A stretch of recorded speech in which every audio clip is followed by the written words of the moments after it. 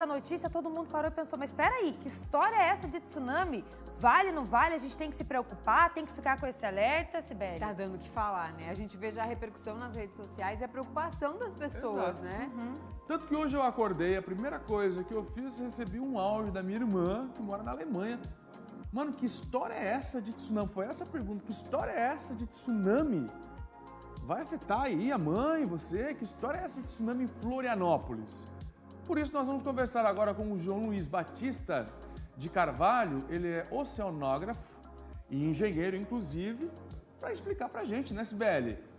De fato, existe risco? Há chances disso acontecer? Pois é. Professor, explica pra gente, existe esse risco? É pra ser uma preocupação para quem mora, especialmente aqui no litoral? Bom dia. Bom dia. Primeiramente, bom dia a todos. É um prazer estar aqui com vocês, podendo divulgar a ciência. Olha, risco sempre existe, mas ele é muito pequeno, na verdade. Essa é a questão. Nós estamos falando de um evento, uma probabilidade de ocorrência muito pequena. O Oceano Atlântico, ele não é caracterizado por atividade geológica intensa que possa gerar tsunami. Nós estamos diante de um fator mais ainda raro, né? A nossa preocupação, nesse caso, é com a possibilidade de haver um deslizamento na encosta do vulcão, fato que já aconteceu no passado. Um deslizamento da encosta, ele vai causar, se esse deslizamento chegar no mar, ele causa uma onda muito grande. E essa onda, então, se propaga para outros locais, obviamente atingindo principalmente a costa norte do Brasil e Nordeste. Mas, para que isso aconteça, é preciso uma conjunção de fatores que é muito difícil de acontecer. Nós estamos falando de uma probabilidade muito pequena de ocorrência. Professor, a gente fica aqui acompanhando, né, o senhor explicando sobre esse assunto, e nós que somos leigos no assunto, né, Fernando e Sibeli, a gente pensa qual que é a relação, né, de um vulcão com um tsunami, ainda mais com essa distância toda, né, que a gente conseguiu ver ali no mapinha. Como é que uma coisa interfere na outra? Como é que isso pode afetar aqui o Brasil, mesmo com essa chance rara que o senhor acabou de falar? Professor, a gente tem até um mapa, vamos ver de novo, né, Maristério? Com tela cheia, viu, irmão? Pra gente ver certinho o movimento, o professor explica pra gente. Professor. Tá bom. Normalmente, os tsunamis, eles acontecem por movimentos verticais do solo marinho. Existe um terremoto no solo marinho, um movimento vertical desse solo, a onda que se propaga, existe uma onda mecânica que se propaga até a superfície e depois essa onda, então, se propaga horizontalmente, chegando nos países, na verdade, nas costas, né, do Oceano Atlântico. É o que aconteceu em Sumatra, por exemplo, em 2004. Esse caso que a gente está falando, esse medo que a gente está falando, ele acontece de uma maneira diferente. Ele acontece a partir de um deslizamento, o que não é incomum. Quem está navegando, por exemplo, no Rio, pode acontecer um deslizamento da encosta do Rio e a onda que foi gerada por essa encosta do Rio virar um barco. Isso é muito comum no Brasil. Né? Ou uma geleira, né? A gente costuma ver os barcos chegando perto de geleira, aquela geleira desmorona e a onda que é formada é exatamente igual a essa onda que a gente está falando aqui. É um evento raro nessas proporções, mas que eles acontecem em menor escala várias vezes em vários locais do mundo, né? Ele não é tão raro assim. Mas a gente está falando aqui de uma possibilidade de um vulcão, que não é... O vulcão, ele, por si só, ele não causa um tsunami, na maioria das vezes, obviamente, se ele estiver dentro do mar, pode causar. Mas nesse caso, ele não está dentro do mar, mas se por acaso houver um deslizamento da encosta, fato que já aconteceu no passado, volto a frisar, e se esse deslizamento atingir o mar, a onda que vai ser gerada é uma onda grande. Mas, como volto a dizer, é um evento extremamente raro, só que a grande vantagem que nós temos é o tempo que nós temos para reagir. Uma onda dessa natureza, ela vai se propagar mais ou menos com 700 km por hora. Isso é mais ou menos, um pouco menos do que um avião voando na superfície, na atmosfera.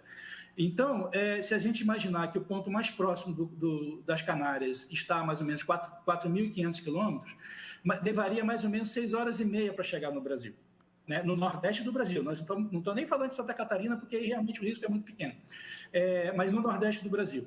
E antes de passar por aqui, ele passaria por uma região que é muito densa em monitoramento de tsunamis, que é a região do Caribe. A região do Caribe tem uma rede de monitoramento muito forte, principalmente depois de 2004, lá em Sumatra, o mundo inteiro fez isso. Já existia uma rede de monitoramento no Pacífico, que foi melhorada, criaram uma rede de monitoramento no Índico, e criaram também no Pacífico. O Brasil, inclusive, faz parte dessa rede de monitoramento do Caribe.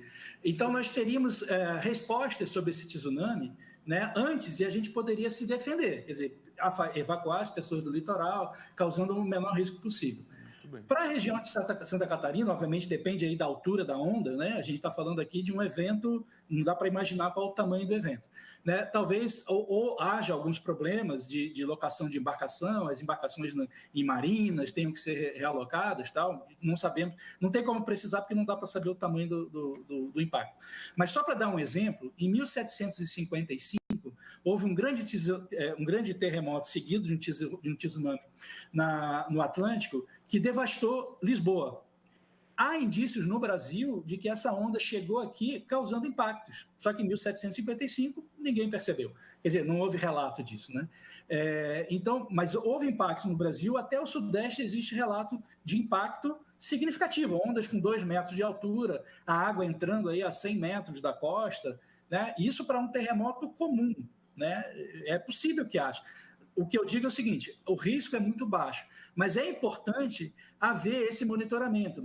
Não se faz um monitoramento à toa, né? Esse monitoramento vai gerar uma preocupação na população, não é uma preocupação para pânico, mas é uma preocupação para estar alerta. É importante estar alerta a esses eventos, porque a qualquer momento a população pode ser convidada a se retirar de um local para fugir de um evento catastrófico. A mesma coisa acontece numa enchente no Vale do Itajaí. A rede de monitoramento serve para apoiar as atividades de proteção à população. Nós só temos a agradecer aqui, né? Uma boa explicação, excelente explicação, deixando a gente um pouco mais tranquilo também com relação a isso. Risco, como o professor falou, sempre existe. É um alerta sem nenhum pânico, nenhum pânico. Agora, só para a gente fechar, com relação ao vulcão, né? O senhor é oceanógrafo, né? O vulcão está dando sinais. O senhor tem informações com relação a esse vulcão? Existe essa possibilidade? Tem previsão de erupção? Já há avanços, né, desse processo ou ainda não, professor? Nunca há uma previsão de erupção. O que se faz é você monitorar as características físicas desse vulcão. Então, hoje, para você ter uma ideia, o governo da Espanha ainda não emitiu um aviso de erupção do vulcão. O que existe é um monitoramento e perceberam que o vulcão ele aumentou a sua atividade. Existem 4 escalas, né, uma escala com 4 graus, né, de verde, amarelo, laranja e vermelho, por exemplo. Nós estamos no nível amarelo, ou seja, aquele vulcão que estava adormecido passou para o nível amarelo. Existe um pouco mais de atividade, que pode ser uma simples movimentação maior na câmara magmática desse vulcão, que pode não dar em nada, mas pode também evoluir para o laranja, e depois para o vermelho, e depois para um evento catastrófico. Não sabemos. O que se faz é monitorar. O monitoramento é importante, né? Então, hoje, motivo para preocupação? Nenhum, por enquanto. Só saiu do verde e foi para o amarelo. E nós temos hoje tremores da ordem da escala Richter, da ordem de 3. 3 por exemplo, é um tipo de abalo que a gente sente no Brasil, que é uma região que não tem terremoto sério, né? Então, no Nordeste do Brasil, você tem alguns locais, algumas cidades que, quando dá um terremotozinho, é de 2 a 3 na escala Richter. Então, não é uma atividade muito intensa. O governo da Espanha continua monitorando, né? Isso, naturalmente, o procedimento normal é, se houver um terremoto, imediatamente, 3 minutos depois desse terremoto, há um aviso de tsunami. Okay. Esse aviso de tsunami é passado para todos os países que estão na rede e depois passa por um processo de confirmação do tsunami. Muito bem. Né? Muito bem. Enquanto isso está acontecendo, existem modelos hidrodinâmicos que estão prevendo a altura dessa onda. Se por acaso essa onda passar por algum local que esteja sendo monitorado, existe uma confirmação ou não. Certo. Aí muitas vezes a gente cancela o alerta de tsunami. Professor, muito obrigado pela sua participação aqui, esclarecendo. Gente, sem preocupação por enquanto, conversamos com João Luiz Batista de Carvalho, oceanógrafo, engenheiro, esclarecendo para a gente essa história de tsunami em Florianópolis. Ufa, né? Incrível, né? A explicação do professor oceanógrafo explicando, né, essa atividade, esse monitoramento. Enquanto ele falava, Fernando, eu pensava assim, a gente fica mais tranquilo mesmo por saber, né, que existe todo esse monitoramento, a importância, né, desse monitoramento.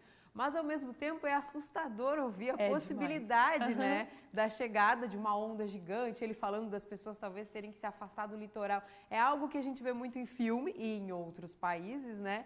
E aí começa a ver essa pequena possibilidade no Brasil, acaba sendo muito curioso também. Mas parece uma realidade tão distante muito mesmo, distante, né? Agora a Cibele falando, parece que não vai acontecer, mas, como ele disse, existe a chance, mas ainda é muito raro, muito pequeno.